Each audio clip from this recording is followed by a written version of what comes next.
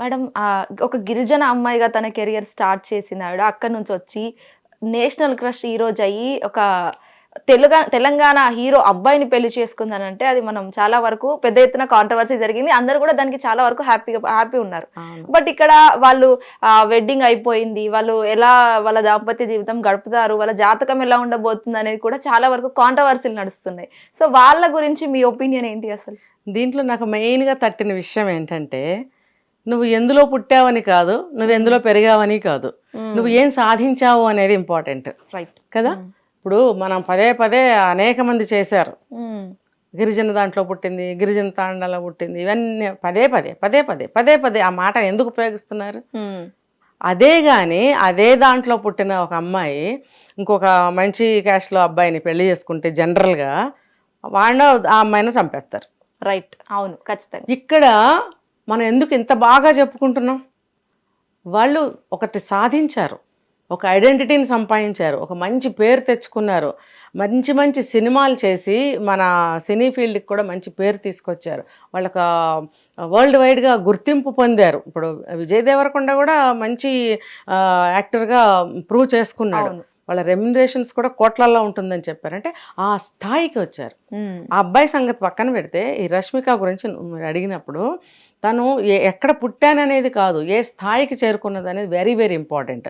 మనకి ఒక దగ్గర విన్నా నేను, తినటానికి కూడా లేదు అంటే అవన్నీ మనం చెప్పుకోవాల్సిన అవసరం లేదు ఇక్కడ. అనవసరంగా మొత్తం ఆవిడ బ్యాక్గ్రౌండ్ అంతా లాగాల్సిన అవసరం ఏముంది? ఇప్పుడు అదే మనకున్న బ్యాడ్ క్వాలిటీస్ ఇవే. కోడిగుడ్డుకి ఈకలు పెక్కటం అంటే ఇదే. ఆవిడ ఇప్పుడు ఒక స్థాయిలో ఉన్న మనుషులు ఇద్దరు పెళ్లి చేసుకున్నారంటే సంతోషించి అక్షంతలు వేయకుండా, ఎక్కడ పుట్టింది, ఎందులో పుట్టింది, ఏ కులంలో పుట్టింది, అందులో ఏం చేశారు, ఇవన్నీ అవసరమా? అంటే ఏంటి? ఒక పక్కన పాపం దొంగముండా కొడుకు చాలా మంచోడు అంటే అర్థం ఏంటి? ఒక పక్కన నువ్వు తిడుతున్నావు, మంచోడు అంటూనే తిడుతున్నావు అక్కడ. అంటే ఏంటి? నీ లోపల ఉన్న భావన అది. అతని పట్ల నీకున్న భావన చాలా దిగువలో ఉంది. కానీ ఒక మంచి చేసినప్పుడు పాపం అని యాడ్ చేసి నువ్వు అలా మాట్లాడడం ఎందుకు? పాపం దొంగముండా కొడుకు చాలా మంచోడు అంటే అక్కడ నీకు మెచ్చుకుంటున్నావా, తిడుతున్నావా? మరి తిడుతూనే మెచ్చుకుంటున్నావా, మెచ్చుకుంటూనే తిడుతున్నావా? లేకపోతే అతను మంచి వ్యక్తిగా తయారయ్యాడని చెప్పి నీకు కసియా లోపల? ఇన్ని వస్తాయి ఆ ఒక్క వర్డ్లో, తెలుసా? అలాగా ఈవిడ ఒక జాతీయ స్థాయిలో గుర్తింపు పొందినప్పుడు మన దాంట్లో ఆవిడ ఎక్కడ పుట్టింది, ఎన్ని సంవత్సరాల క్రితం పుట్టింది, ఏ ఏ ఏ గ్రామంలో పుట్టింది, కెలకాల్సిన అవసరం ఏముంది? నిజమే, డైరెక్ట్గా చెప్పాలంటే ఎప్పుడో పాతకాలం నాటి ఒక ఆచారాలు తీసుకుంటే, ఒక అడవి తెగకి ఇప్పుడు ప్రతి స్టేట్లోనూ కూడా ఆ తెగలు ఉన్నాయి. అయితే అసలు సౌకర్యాలు లేని ప్లేస్లో నుంచి ఈ స్థాయికి ఆవిడ వచ్చిందంటే ఎంతో కష్టపడింది. ఆవిడ ఎంతో కష్టపడింది. ఒకానొక వయసులో ఆవిడకి ఒక తొందరపాటు నిర్ణయం తీసుకుని రక్షిక ఎవరో ఒక ఆయనతో ఎంగేజ్మెంట్ కూడా చేసుకుంటే అప్పుడు కరెక్ట్ మలుపులో ఆవిడ ఆగింది అక్కడ. ఆవిడకి అప్పుడు 18 years 19 years చెప్పారు. అక్కడ అది ఏంటంటే ఒక మైల్ స్టోన్స్ అనేవి ఉంటాయి. ఒక మైల్ స్టోన్ వచ్చినప్పుడు అక్కడ డైవర్షన్స్ ఉంటాయి. మనం ఇటు వెళ్ళాలా, అటు వెళ్ళాలా, ఇటు వెళ్ళాలా అనేది మైల్ స్టోన్ మీద రాసి ఉంచుతారు. మైల్ స్టోన్ అంటే తెలుసు కదా, వెళ్ళేటప్పుడు మనకి ఎన్ని కిలోమీటర్స్ ఉంది, ఇది ఇటు అది ఇటు ఏరో మార్క్స్ ఉంటాయి. ఉన్నప్పుడు అక్కడ ఆగాలి. అక్కడ ఆగి మనం ఎటు వెళ్ళాలి, మనం వెళ్ళాల్సిన గమ్యం ఎటువైపు ఉంది అని ఆ మైల్ స్టోన్ చూసుకుని ఏ మలుపుకి అది చూపించిందో అటు తిరగాలి.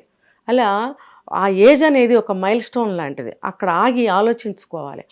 తను ఆ ఏజ్లోనే ఎంగేజ్మెంట్ చేసేసుకుని పెళ్లి చేసేసుకుంటే అప్పుడు తనకి ఆఫర్లు, మంచి మంచి అవకాశాలు వస్తున్న సమయం. పెళ్లి చేసేసుకుంటే ఏమో ఎలా ఉండేదో. అతను సినీ ఇండస్ట్రీకి సంబంధించిన వ్యక్తి కాదు. ఖచ్చితంగా ఆవిడ ఇంటికే పరిమితం అయి ఉండేది కదా. ఇప్పుడు ఆవిడ ఏం చేసింది, అక్కడ ఆలోచించుకుంది. లేకపోతే వాళ్ళు సలహా ఇస్తే ఆగినా మంచి విషయమే.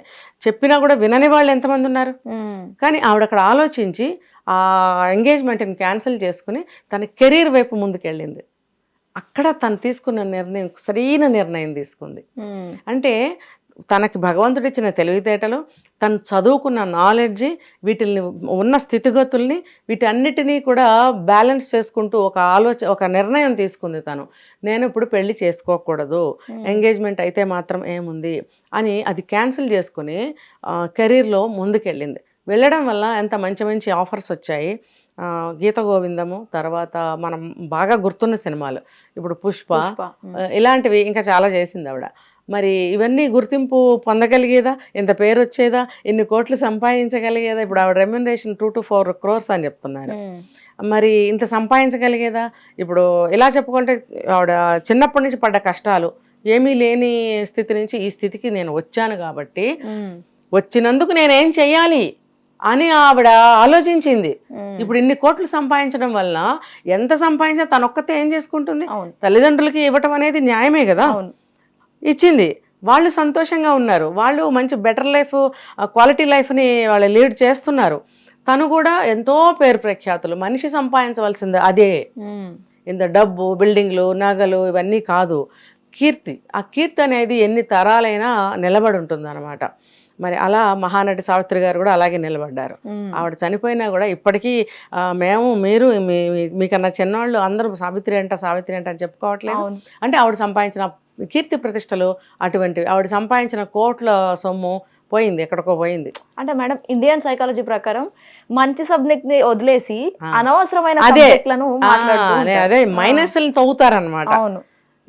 ఆవిడ విజయ్ దేవరకొండ లాంటి ఒక మంచి వ్యక్తిని, అతను కూడా పుట్టపర్తి అక్కడ చదువుకున్నాడు. ఆయన మంచి సంస్కారము, మంచి చదువు. ఆయన చేసిన రోల్స్కి ఆయన పర్సనల్ వ్యక్తిగతంగా అతను ఎలా ఉంటాడు అనే దానికి సంబంధం ఉండదు. పుట్టపర్తిలో చదువుకున్న వ్యక్తి అని అంటే సత్యసాయిబాబా అండర్లో మంచి క్రమశిక్షణ, మంచి మంచి అలవాట్లు, మంచి భక్తి, ఇవన్నీ కూడుకున్నటువంటి వ్యక్తిగా తయారై బయటకు వస్తారు వాళ్ళు. మరి అతను చేసే రోల్స్కి ఏమైనా సంబంధం ఉందా? లేదు కదా. మరి అతను ఎంత పేరు తెచ్చుకున్నాడు అతను చేసిన యాక్టింగ్ వల్ల. ప్రతి సినిమాలో ఒక మోరల్ ఉంటుంది. అబ్బాయి ఎలా యాక్ట్ చేశాడు అనేది అనవసరం, కంక్లూజన్ ఎలా ఇచ్చాడు డైరెక్టర్ అనేది మనం చూడాలి. ఆ మోరల్ని మనం తీసుకోవాలి, మిగతా సినిమా అంతా వదిలేయాలి. మరి అటువంటి మంచి మంచి పాత్రలు చేశాడు. అతని రెమ్యునరేషన్ కూడా కోట్లల్లో ఉంది. ఇద్దరికి మంచి అచీవ్మెంట్ ఉంది, మంచి అండర్స్టాండింగ్ ఉంది. ఇద్దరికి ఒకళ్ళంటే ఒకళ్ళు ఇష్టపడ్డారు. ఒక స్థాయికి వచ్చిన తర్వాత ఇప్పుడు పెళ్ళి చేసుకోవాలన్న ఆలోచన చేశారు, చక్కగా సెటిల్ అయ్యారు. మరి వీళ్ళని 100 ఏళ్ళు చక్కగా ఆయురారోగ్యాలతో, ఐశ్వర్యాలతో, అభివృద్ధితో, మంచి పేరుతో జీవించాలని నేను కూడా ఈ కెమెరా ముఖంగా వాళ్ళని దీవిస్తున్నాను. మేడం, ఇక్కడ ఎలా అంటే ఆల్రెడీ నాగ చైతన్య, సమంత వాళ్ళు చేసుకున్నారు, సెలబ్రిటీలు అయి ఉండి అంత సంపాదించినా కూడా వాళ్ళకు డివోర్స్డ్ అయిపోయినాయి. మరి ఇక్కడ ఈ విజయ్, రష్మిక మందాన వీళ్ళిద్దరిది ఎలా ఉంటుంది అని చెప్పేసి కాంట్రవర్సీలు కూడా నడుస్తున్నాయి. ఏమంటారు?